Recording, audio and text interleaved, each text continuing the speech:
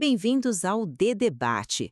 A discussão de hoje, ela emerge de um documento bem interessante do Tribunal Superior Eleitoral que detalha as regras, sabe, e as diferenças entre duas formas de aliança política aqui no Brasil: as coligações e as federações. E com a introdução das federações, e claro, a restrição das coligações, a questão central é, né, o sistema político brasileiro está caminhando por um modelo de maior coerência programática, de mais estabilidade, ou pelo contrário, ele perde uma ferramenta de flexibilidade tática que é, bem, essencial para construir maiorias? Exatamente.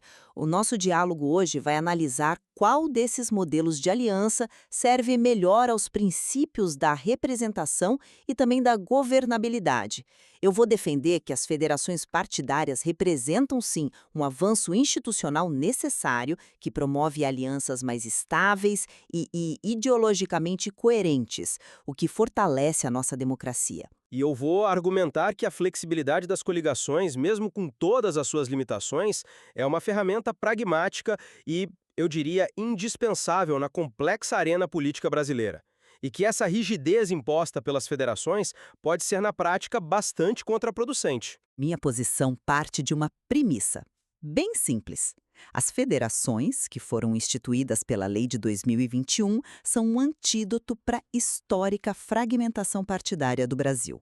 O ponto central, o que as torna superiores, na minha visão, é a duração. A aliança tem que durar no mínimo 4 anos, ou seja, o mandato inteiro.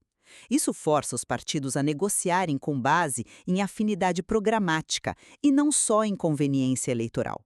O eleitor vota sabendo que aquele grupo vai atuar como um bloco coeso no Congresso, da eleição até o fim do mandato. E tem mais, ao valerem para eleições proporcionais, elas permitem que partidos menores com ideologias similares somem forças para superar a cláusula de barreira. Isso garante pluralidade, mas de uma forma organizada, entende? E não pulverizada. Olha, eu concordo que a fragmentação é um problema, mas eu discordo radicalmente da solução. Essa rigidez das federações me parece um remédio que pode ser pior que a doença. A política, né, é a arte do possível, e as coligações, onde elas ainda são permitidas para cargos majoritários, refletem isso perfeitamente. Elas são alianças táticas com um objetivo muito claro: vencer uma eleição. Oferecem vantagens concretas, tipo mais tempo de TV e rádio, compartilhamento de fundos, e tudo isso sem forçar um casamento de 4 anos. Essa união obrigatória pode se tornar insustentável diante da dinâmica política, que muda o tempo todo. A ideia de que as federações garantem coerência me soa, bem, como uma utopia. A realidade é que forçar partidos a ficarem juntos sob a ameaça de punições severas pode gerar mais paralisia e conflito interno do que a estabilidade que se busca. Mas essa rigidez, como você chama, não é justamente o filtro que o nosso sistema político precisava? Se dois ou mais partidos não conseguem sustentar um projeto comum por um único mandato, eles deveriam, em primeiro lugar, ter se apresentado ao eleitor como um bloco único. O compromisso de 4 anos eleva o nível do debate. Eleva o debate ou cria uma ficção. Veja bem, as coligações eram criticadas por unirem, como se dizia, água e óleo. A gente via alianças municipais onde um partido de esquerda se unia a um de direita só para garantir o poder local. Sim, Isso era confuso para o eleitor, sim. mas era um pragmatismo transparente no seu objetivo: o poder. Todo mundo sabia que a aliança acabaria no dia seguinte à posse. E você chama isso de transparência. Para mim, isso é esquizofrenia política. Isso não só confunde o eleitor, como cria um governo sem norte, onde o primeiro dia de mandato já é o início de uma nova disputa interna, paralisando a gestão. As federações buscam ser o antídoto para isso. As que temos hoje, como a Federação Brasil da Esperança, com o PT, PCdoB e PV, ou a Federação PSOL-Rede, são uniões de legendas com afinidades históricas, não são aleatórias. Eu compreendo seu ponto sobre afinidade histórica, mas a sua tese sobre coerência tem uma falha. Uma falha fundamental que o próprio documento do TSE expõe.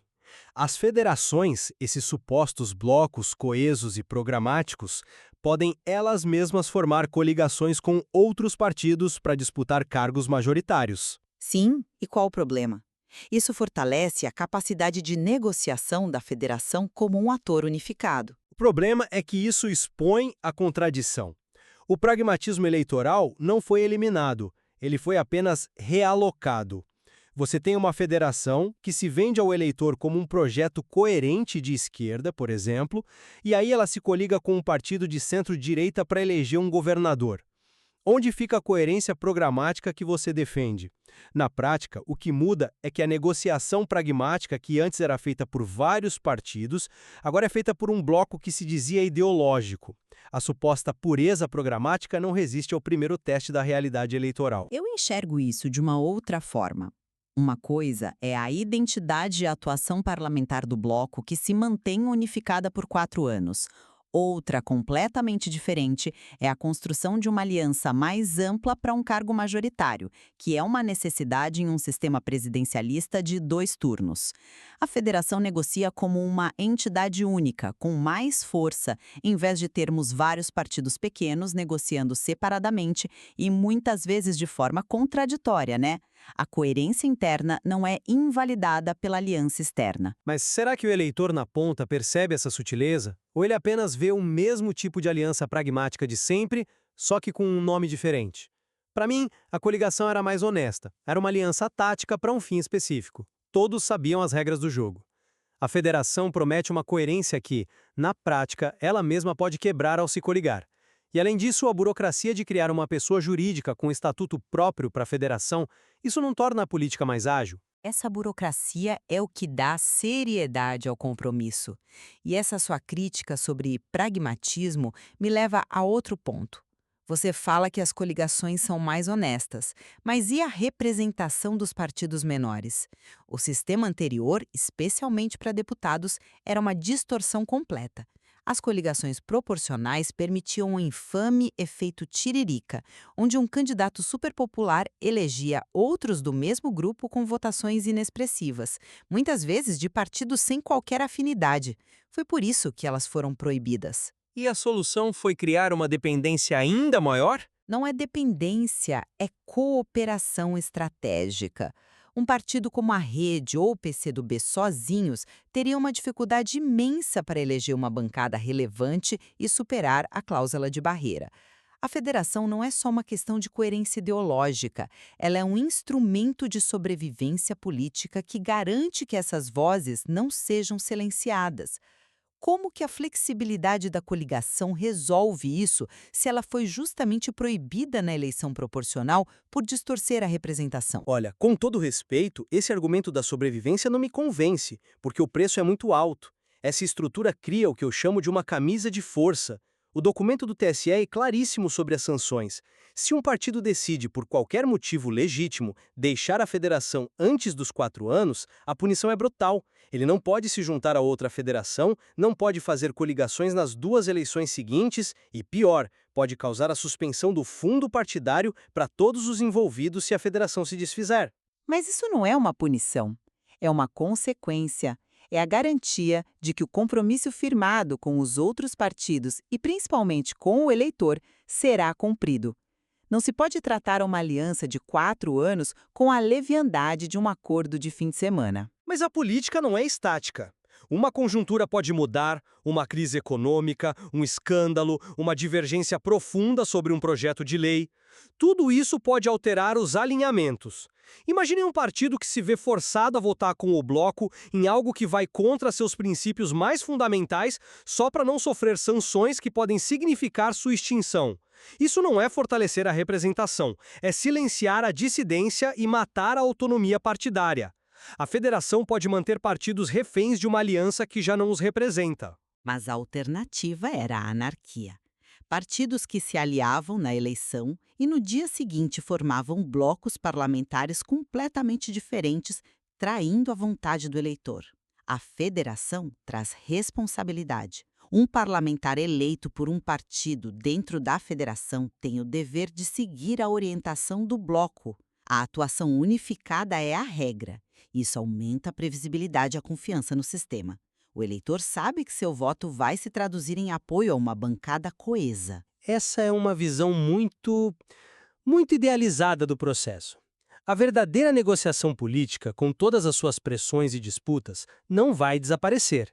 ela apenas se muda para os bastidores. As brigas por poder, por cargos na estrutura da federação, pela linha programática a ser seguida, tudo isso vai acontecer internamente, longe dos olhos do público. E qual a diferença das negociações de uma coligação que também aconteciam a portas fechadas? A diferença é a transparência do resultado.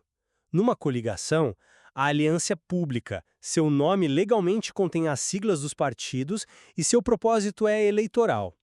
Se um partido desembarca do governo depois, é um ato público que gera um custo político visível. Na federação, um partido pode ser voto vencido em todas as decisões importantes, mas ser forçado a apresentar uma frente unificada para o público. A disputa interna fica oculta.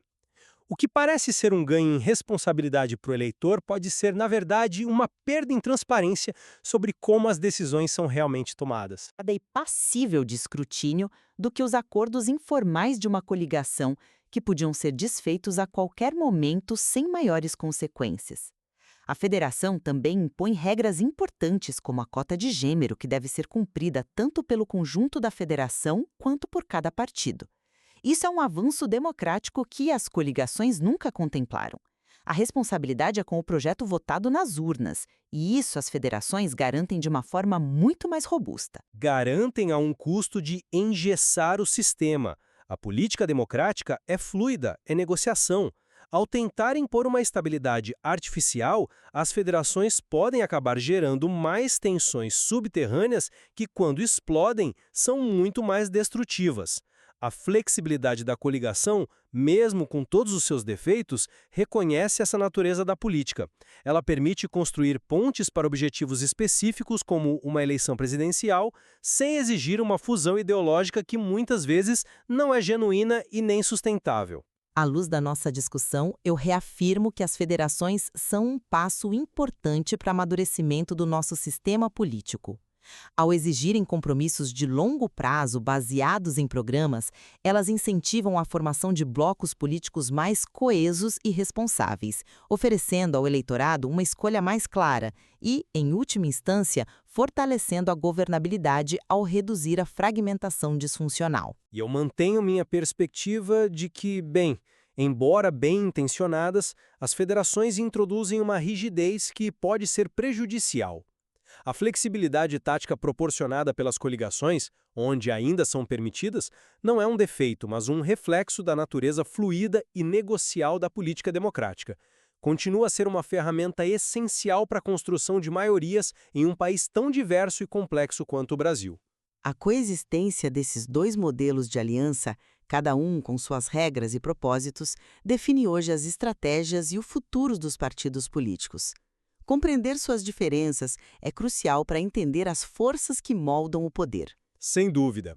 E o material do Tribunal Superior Eleitoral oferece ainda mais detalhes para quem deseja se aprofundar nesta discussão que é de fato fundamental para a compreensão do nosso sistema eleitoral e para o exercício pleno da cidadania.